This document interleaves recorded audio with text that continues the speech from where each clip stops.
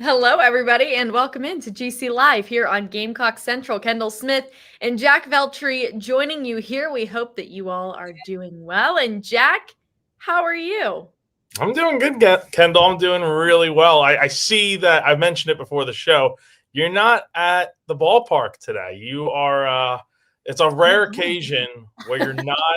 When we're doing the live stream, you're not at the ballpark. It's crazy. Yeah, I know this doesn't happen very often. I was there earlier today, but I'm at home now. I'm getting ready for a trip to Chicago this weekend for the White Sox Cubs series. So I'm very excited about that. Just trying to get everything in order, trying to get ready for that series. And it's the Crosstown Classic. So it will be an absolute blast this weekend up in Chicago, the Windy City. I can't wait. But yeah, not at the baseball field right now because I'm getting ready to hit the road and go watch more baseball. Shockingly enough. I know that's crazy to hear.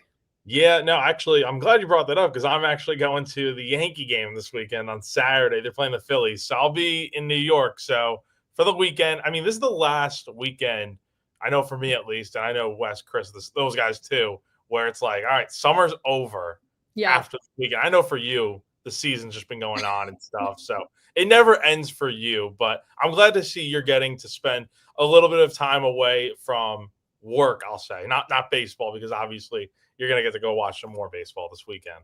Yeah, I'm really excited. I work for the Charlotte Knights. They're the AAA affiliate of the Chicago White Sox, and so many of our players have been called up. So it'll be really cool to be able to see them play at the major league level, obviously in person, and just such a great series between the Cubs and the White Sox. So can't wait for that. All of Chicago gets in on the fun, and I'm really looking forward to it. But Jack, we're not here to talk baseball. We are here to talk football today because every week that we have a show, we just inch closer and closer the football season. And I know all of the South Carolina fans out there are so excited. So today we are going to talk about what to expect over the next month or so as we get ready for that first game of the year, South Carolina, Virginia Tech. What are the next few weeks going to look like for the Gamecocks? So we'll dive into that, some of the questions we have ahead of preseason camp, which starts next week. But Jack, before we get there, let's give a shout out to our presenting sponsor of the show.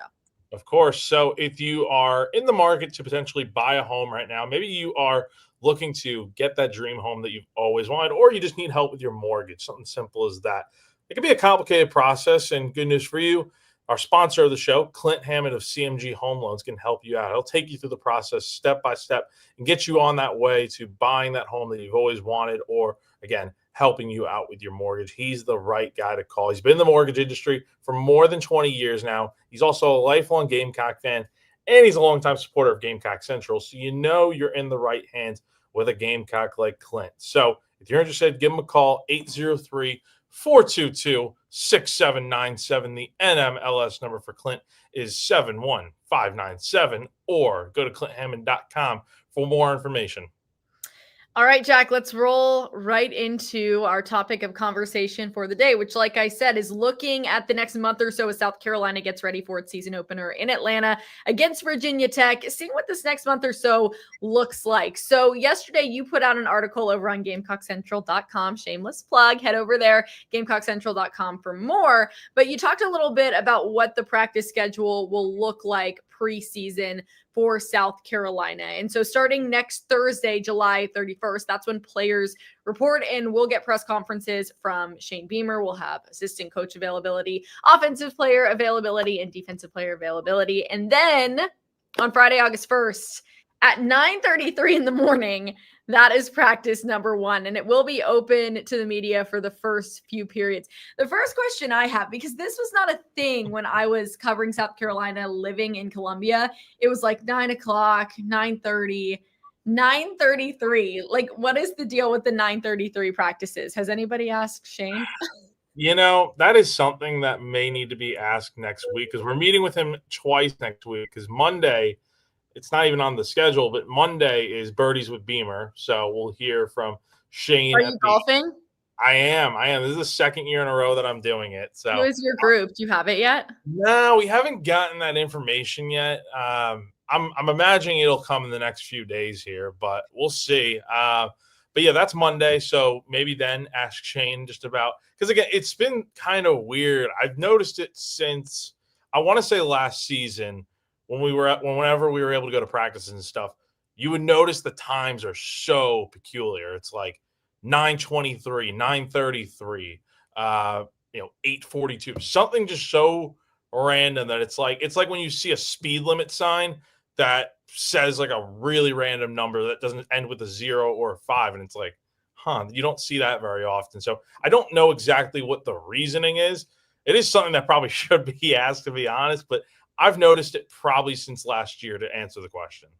9:33. That is practice number 1 next Friday, August 1st. And then the next day, you get to go back for even more practice, Jack, on Saturday, August 2nd. That practice is not at 9:33. I'll let you all take a guess. It's at 9:23 in the 10 minutes morning. early. Let's go. So 10 minutes earlier on Saturday, August 2nd for more practice. And let's just tell people a little bit more about what goes on at these open media periods. I mean, it's really not a lot. Like, we're not going to see a ton. I say we, I mean you, Jack. I will not be there, unfortunately. Jack will not see a ton necessarily, but you get a few little hints, a couple of looks at, some different groups and guys that are working together and things of that sort, but nothing really like tell all through these first few periods. And I will tell you, like, once you get to that, third period or fourth period or whenever they're kicking you out, it's like, get out. Like, the media has got to go right now.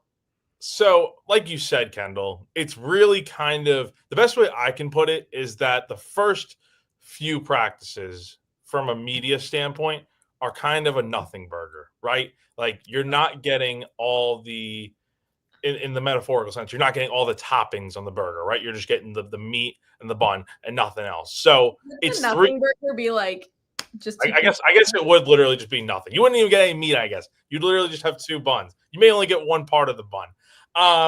But the point is, it's 3 periods. So periods are about 5 minutes apiece. So we're talking about the first 15 minutes of practice. And the joke is always that, we're just going to see these guys stretch for 15 minutes, which is true.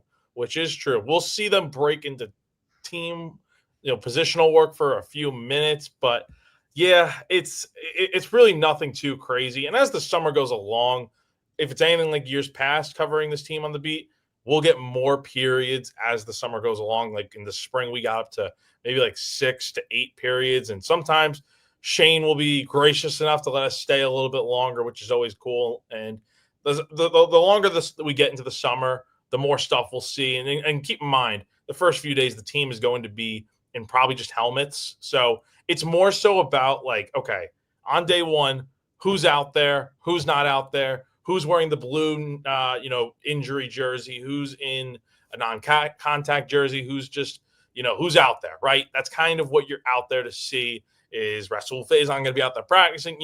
Everything like that you're kind of looking for in those first few days. And then kind of as we get more into the summer, it'll be more actual football stuff of like, okay, here's who's standing out. Here's what we saw, like these insider reports that Wes and Chris are going to do, which they do a great job on.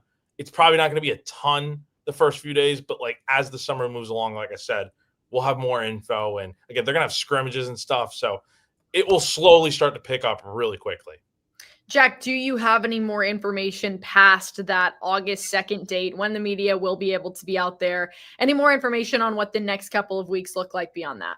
So typically in years past, South Carolina sent out the press release yesterday with only the first 3 days of fall camp. So you have the 31st with players reporting, and then that's media day for us with Beamer, assistant coaches, offense, defense. That's all going to happen on the 31st. And then obviously the 1st and 2nd are the first 2 days of practice. Weirdly enough, there was nothing else sent out except the fact that there will be another email to come with more information on the rest of the practice schedule. But in a typical week, I'll say this, I can't remember exactly how many times we would get to go check out practice. I want to say it's like maybe 4 to 5 times throughout the fall, maybe a few more if I'm thinking like the spring a little bit. But typically in a week, you'll have like a day or 2 where you get to go out there for open practice for a few periods. And then on Tuesdays, that's Shane Beamer's usual availability. Wednesdays, we'll get coordinators and players as well. And then on typically, I think on Saturdays, whenever they have a scrimmage, we'll meet with Beamer after the scrimmage, right? And we'll get to talk to him about how the scrimmage went and stuff. Unfortunately, we don't get to be at the scrimmages, which is something I always kind of I was wish. about to say that's the big thing. People are like, Yeah, oh, talk to Shane Beamer after the scrimmage. It's like, yeah, but you didn't get to see any of it. that's the thing. But fortunately, we have enough people at Central, like Wes, Chris, and Yuva.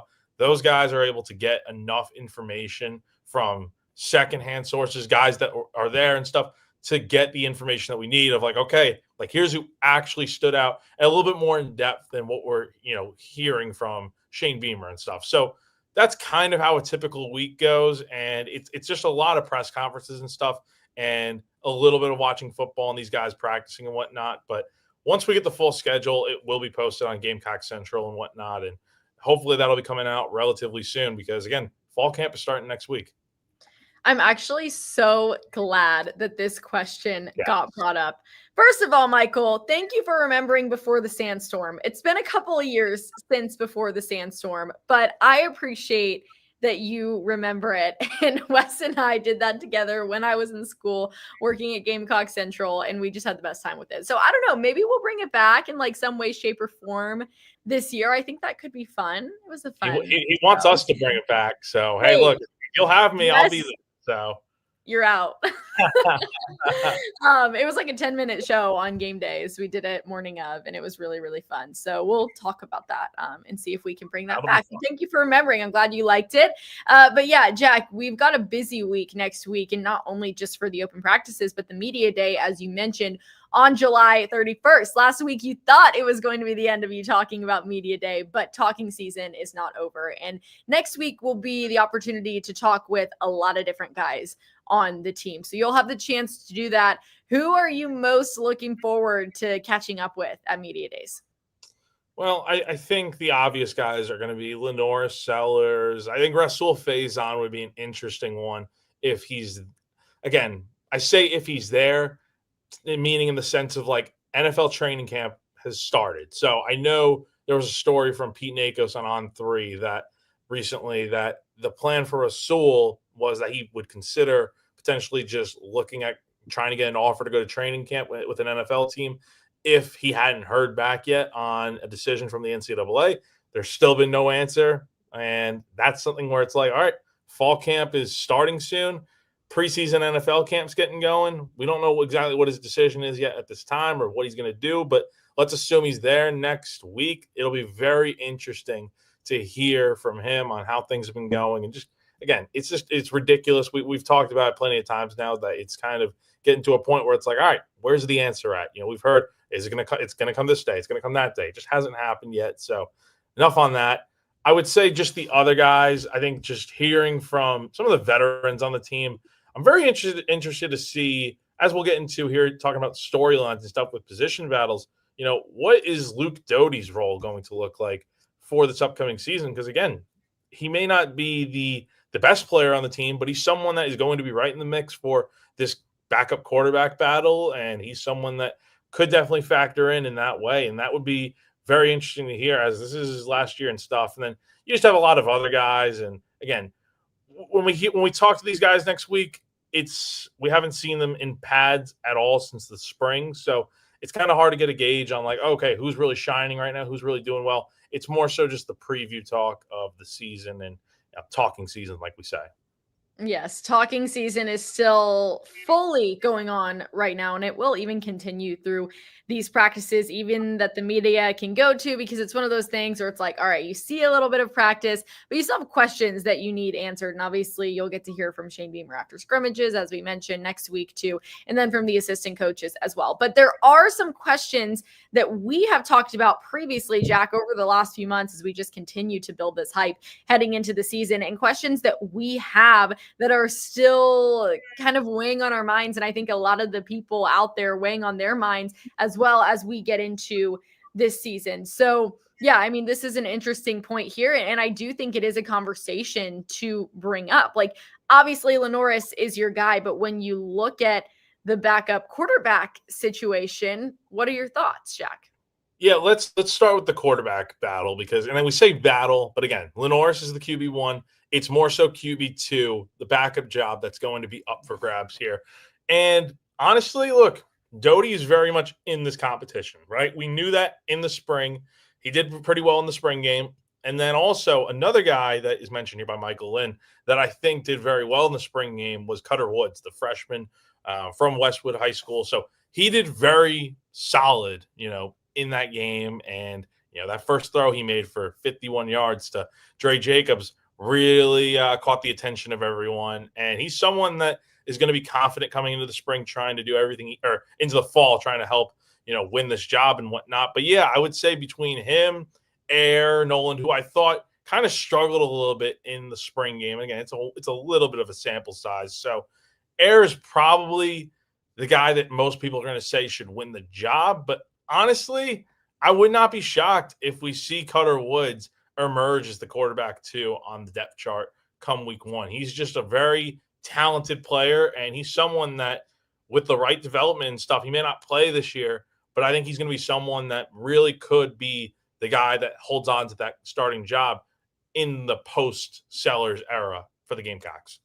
Yeah, and it will be interesting to see how this works out. And it's not a bad problem to have if you're South Carolina. We talk about this all the time. The different kinds of quarterbacks, the different kinds of guys that they have that are competing for that backup quarterback spot. It's great. You've got some versatility, guys that are good at different things. And that's exactly where you want to be. And we've said this time and time again, you want to be able to have that depth if you're South Carolina, because those are the problems that the top tier programs in the country have. The Ohio States and the Georgias and, those kind of schools. They have the problem of, okay, we've got a lot of depth here and we probably know who our number 1 guy is, but after that, what does the depth chart look like? And that's something South Carolina will certainly have to figure out. And they'll find out a little bit more about what they want to do, obviously, as we head into next week. And then certainly more clarity will come in the coming weeks. So it's definitely going to be a competition. It's going to be interesting to watch. And we'll obviously keep you updated over on GamecockCentral.com. But certainly other storylines that we're thinking about heading into this season.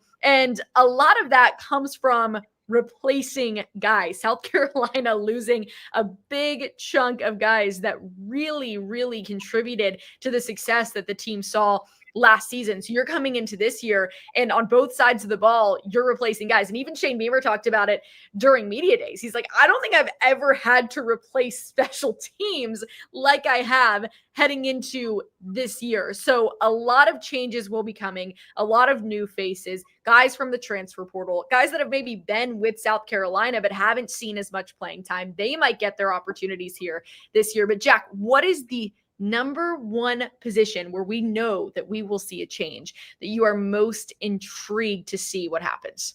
Well, you mentioned special teams. I mean, special teams is going to look entirely different next year or this season, and it's got to be better. Number 1, like it cannot be what it was last year. I thought Kai Kroger did a very nice job, so you have to replace him at punter. Kicking's got to be a bit better. Alex Herrera is no longer there, but I think Mason Love is definitely someone to keep an eye on in this job. But also don't forget about a guy like Max Kelly. The one position I'll say to kind of answer the question here of where are we going to see the most change, because I think special teams is definitely an easy one where you're replacing everyone on special teams in terms of starters. But I think the one position we will see the most change at, it's got to be linebacker. I mean, it is going to be a night and day difference between what we saw last year and what it's going to look like this year. Keep in mind, you're replacing a pair of 6th-year guys in Demetrius Knight and Bam Martin-Scott. You're also replacing a former All-SEC performer in Debo Williams, who had like 100-plus tackles a few seasons ago. So that's a lot of experience and a lot of snaps, but also a lot of tackles and a lot of playmakers that you're losing. So that's your 3 starting linebackers from 2024 gone. This year, you're looking at a few different guys. You're looking at Justin Okoronkwo. You're looking at Sean Murphy. You're looking at J.R. Johnson, someone that we've heard so much about dating back to the Citrus Bowl as the one name that was continuously being brought up of who's the freshman to watch going into 2025. J.R. Johnson was the unanimous pick by a lot of the guys on the team, especially on defense. So those 3 guys, how do they kind of fit into the linebacker room? Are they going to be your starters, number 1? I would imagine so. You also have Donovan Darden, a freshman on the team. You also have Jaron Willis as well, who's someone that has been with the program for a few seasons now. Is this his time to kind of emerge? These are questions that we're going to see answered in the fall and going into the season. But no doubt in my mind, I feel like linebacker, just because of how much experience you had last year and how good those guys were that you had, that's probably going to be a massive loss. And we'll see if the guys that you got out of the portal and the newcomers joining the team can kind of help fill that void a little bit and make this defense, if it's even half as good as it was last year, I think you're pretty much satisfied. 100%. And it's so interesting in this era of college football. Obviously, how much changes on a year-to-year basis, not just with losing guys to the NFL, but also with guys that are transferring and finding new places. And then you're entering, you're hitting the transfer portal hard if you're South Carolina, trying to get guys to come to your program. You obviously have guys that graduate, then you bring in guys from high school. And it's just like, red shirting. There's so many different things that happen. And every year, things just look more and more different. And it changed, it's obviously changed so much over the last few years. So for South Carolina, it will be fascinating, as you mentioned, to see, because we talked about how specifically at the linebacker position last year, there was an abundance of experience, an abundance of leadership. I mean, not just on the field, but off of the field as well. So, obviously heading into the season, you're going to look at a guy like Lenora Sellers to lead the group, because he is that guy. I mean, when you think of South Carolina, you're going to think of Lenora Sellers first, obviously QB1, but you're also looking across the board and you're like, all right, who's going to step up as a leader for this team? And I think that's another question that needs to be asked. And we've seen several guys, obviously not just Lenora, several guys that have been fantastic leaders for South Carolina that will be back with the program this year. But Jack, who are you envisioning as some of those guys that will really emerge and step up this year into those leadership roles, especially having lost so many guys that filled those roles last year? It's kind of a tough question to answer, because again, you really just like about everything on this team, you are losing so much. But one thing I don't think we really talk about enough is you're losing a lot of leadership. Like, a lot of the vets that were on this team last year that were your captains, those guys are gone. Like Lenoris, and Shane's talked about it before, and he even knows it himself, like asking him at media days and stuff. He has to step up as a leader. He's got to be that guy for this team. Like, he's no longer the redshirt freshman that came into last year, having not started at South Carolina, entering his first year as the starting quarterback, and you have all the veterans around him and stuff. It's different this year. You have a lot of vets on this team, but a lot of them are new players, right? And so you're kind of identifying who those guys are going to be that step up. I think Nick Barrett is one that is going to be someone that it could be integral on the defensive line, number one. But I think guys already view him as a leader, just hearing the way he talked about having to take guys under his wing and stuff in practice on the defensive line as a senior. That's someone I look for in stepping up. I think someone else maybe on this defense as well, I'll say DQ Smith is another one that Nicky Minori is no longer there in the secondary. DQ is a 4-year starter now.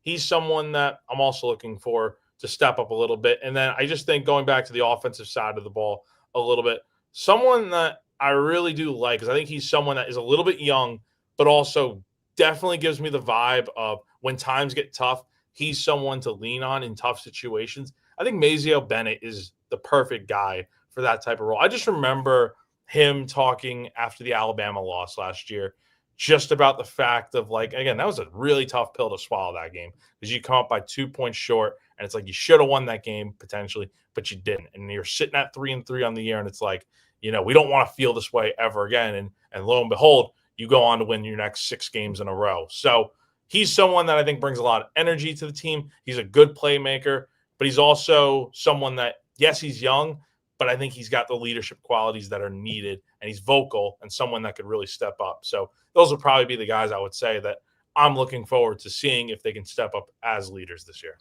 Yeah, I like your pick of Mazeo Bennett. I was just so thoroughly impressed with him last year, and I'm really excited to see that next step that everyone's obviously expecting him to take this year. And you look at it and you're like, okay, well, who will the leaders be with this group? And it's really so important this year, not only because of just the change in dynamic, like overall, just with so many guys leaving, but it's really important because there's a lot of really young guys. And we're talking receivers specifically.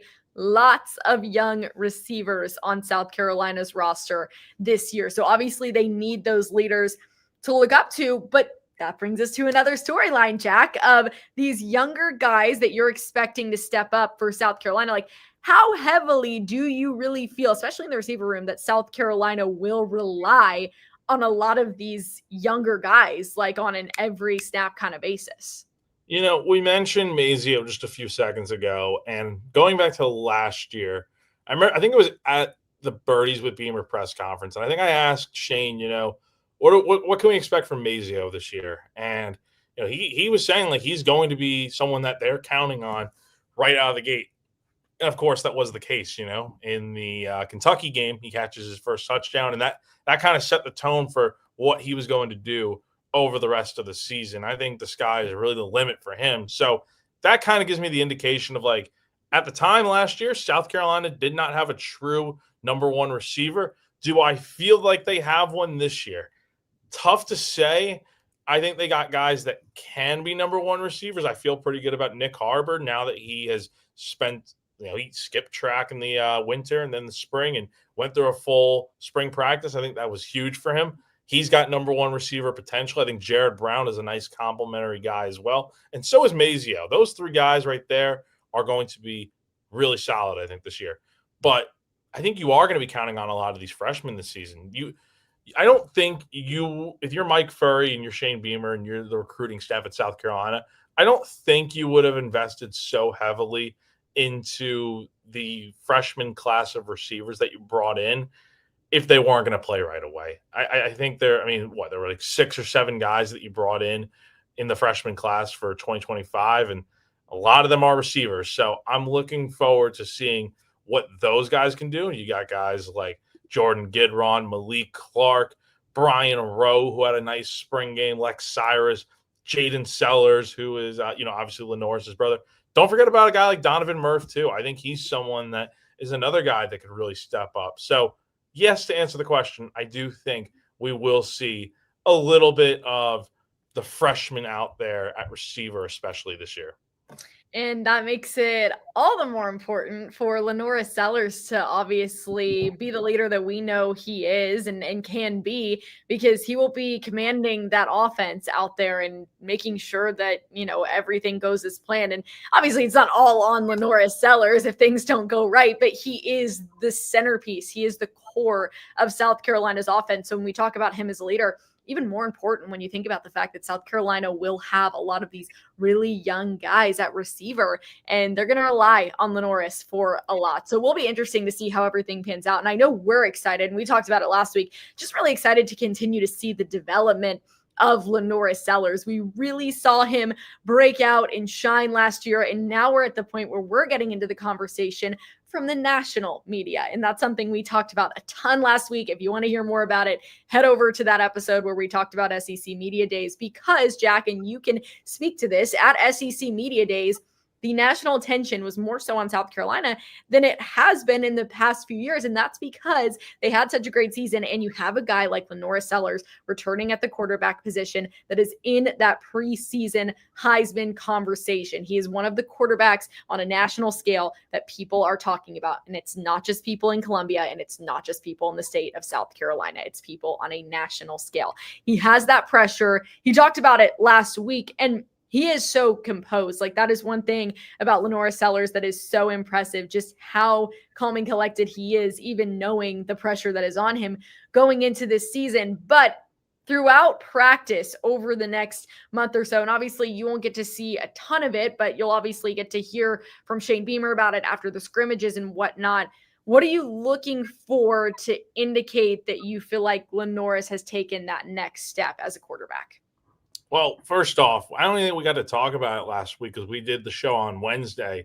He was named first team All SEC for quarterbacks, in the preseason media vote, which is really a big accomplishment for that guy.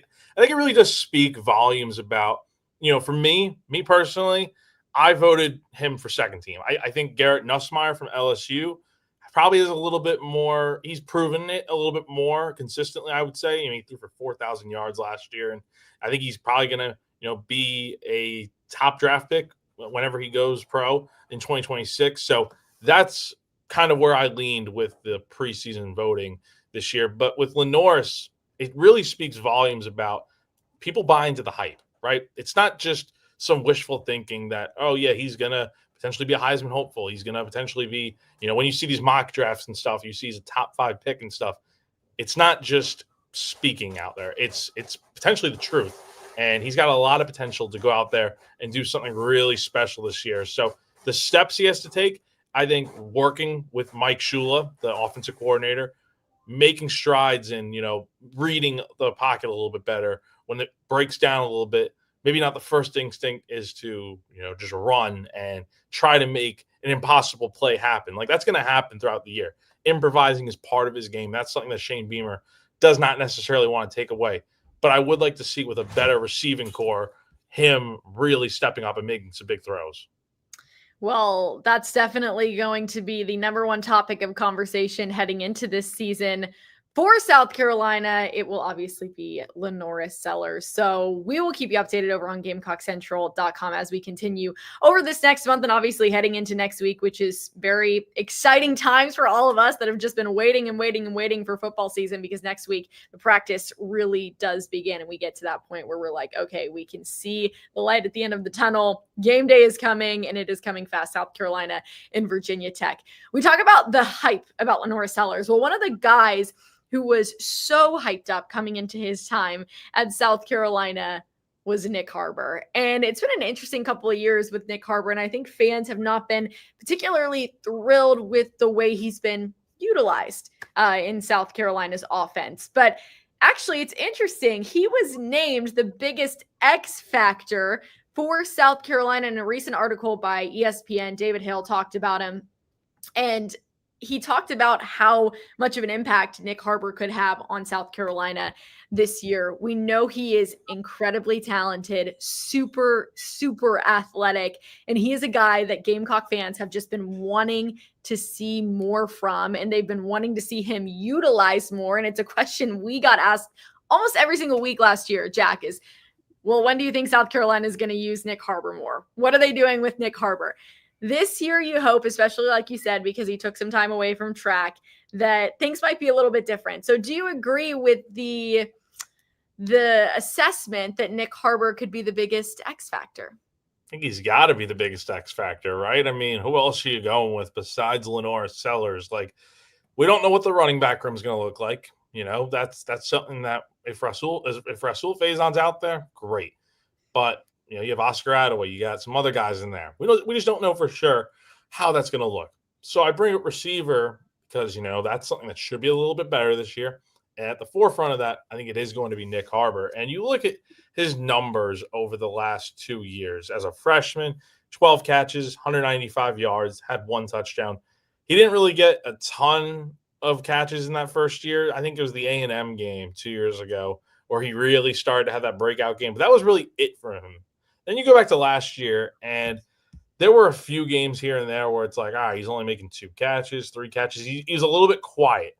But I'm telling you, as the year went on, like from probably the last month of the season, including the bowl game, this dude really was on, not another level, I would say, but he was making a lot of big plays for this team where it's like he's still hauling in 3-4 catches a game, but it's big plays and a lot of touchdowns in that stretch. So he's someone that, if South Carolina is going to get to 10 wins this year, make a bowl game, etc., you need someone to step up at receiver. You need that number 1 receiver threat. Nick is that guy.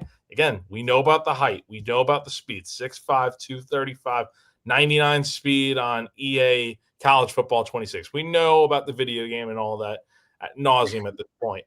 But, if Nick, again, we've said it for years now, like you referenced, Kendall, if he can just put it all together, I think this is going to be the year for him where it happens. If he doesn't have to be a 1,000-yard receiver. If that's the case, like Xavier Legette 2 years ago, bursting onto the scene and just changing the course of his career at South Carolina. If it's something like that, amazing. South Carolina will be just fine then if that's the case. But even if it's like 500, 600 yards receiving this year for Nick and like 5-6 touchdowns, that's a marginal improvement. And that's going to benefit South Carolina so much, especially since I do think you rely on a lot of these other young receivers. They're going to come along as the year goes along, but you need someone that is the bona fide star in that room from start to finish this year.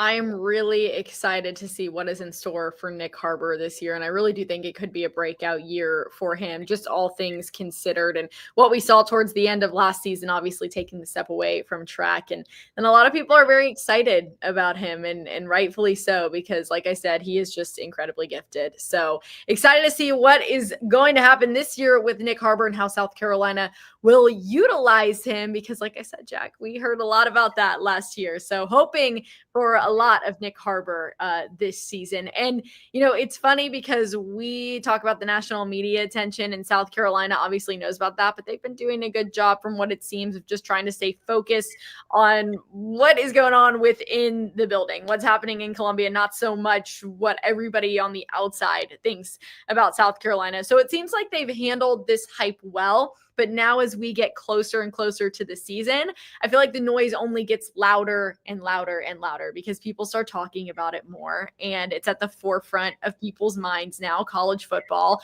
It's right there. We can see it. It's within our view. And now the noise just gets a little bit louder. So it's about how South Carolina handles this next month, because we can talk and talk and talk all we want. But at the end of the day, it's about what happens on the football field. I feel good about this season for the Gamecocks, Jack, and we'll probably do a whole other episode once again talking about how we feel about the state of South Carolina football as we get a little closer to the season and each game, and kind of an overarching view of every matchup. But I feel good about it right now. Yeah, me too. Honestly, like I think this team is going to, I don't want to say surprise any people, because again, how much more can they surprise people than the way they did last year, winning 9 games? This is a team that the expectations are there. We saw it in the media poll, picked to finish 5th in the conference. So you're talking about being behind Texas, Alabama, LSU, Georgia, teams like that. That seems fair. But at the same time, South Carolina is right there in the middle. And if you're 5th in the SEC this year, I think that probably means you're probably about I would honestly say you're probably about a 10-win team, to be honest. I think the SEC is going to have a really nice year, especially if that media poll is correct, which we'll see if it is. You have teams like LSU that missed the playoff last year, South Carolina, who missed the playoff last year. You could see those teams get in for sure. But look, expectations are going to be high. We've seen South Carolina, I don't want to say crash and burn, but we saw them 2 years ago, right after the 8-5 year where they went to the Gator Bowl, surprised a lot of people with the upsets over Tennessee and Clemson. And then we saw them go 5-7. It kind of feels like a similar situation here, just a little bit, because we haven't seen South Carolina meet the expectations multiple years in a row. And I think this can be the season where we do see that breakthrough of, okay, you have the momentum. What are you going to do with it despite losing a lot of players from last year's team? It's going to be tough, but I think if you're able to replace a lot of those guys and get some good production out of them, we are looking at a team that could go to the playoff potentially.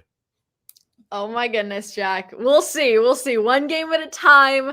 First game, obviously, against Virginia Tech, and that's where you need to set the tone very, very strongly, because a lot of games last year for South Carolina were close games. And I'm not just saying games that they lost. There were a couple games that they won that were close too. So it's very much, one of those things for South Carolina, at least coming off of last year, where a game can be decided obviously on just a play. And so it's about winning every moment of the game that you possibly can, because it all certainly adds up. So the SEC, we know how this is, and we've talked about it every single year. The schedule is not easy, and it's certainly not easy for South Carolina this year, but you feel good about the group that they have.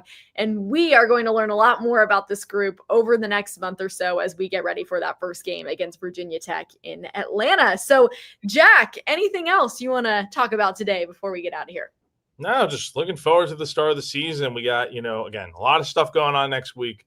Next Monday, Birdies with Beamer. We'll have some coverage on Gamecock Central, and I'll try to do my best out there golfing. Again, I'm not a pro by any means, but as long as I have fun and feel like, okay, I did decent enough, I can sleep well at night. And then we got a scramble? Yeah, it'll be a scramble. So best, okay, so as long as they use like a couple of your shots, then yeah, right? Yeah. Yeah. Just So contribute a little bit. Or you can be the guy that's like the first one that putts. So that way you know exactly where the ball's going. yeah.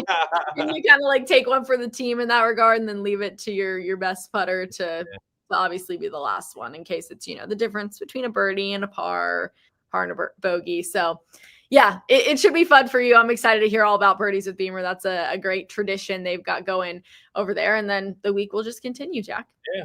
Thursday, players report, media day at the Spurrier facility. Again, all this stuff that we're talking about is closed to the media, or closed to the public, I should say. So, Thursday with that players report, and then Friday gets rolling. And then look, we're 39 days away from the start of the actual season right now, and next week we're going to be getting closer to about a month away. So, I'm really looking forward to it, and really looking forward to getting on these live streams every week and talking about actual games that are being played. It's going to be a lot of fun.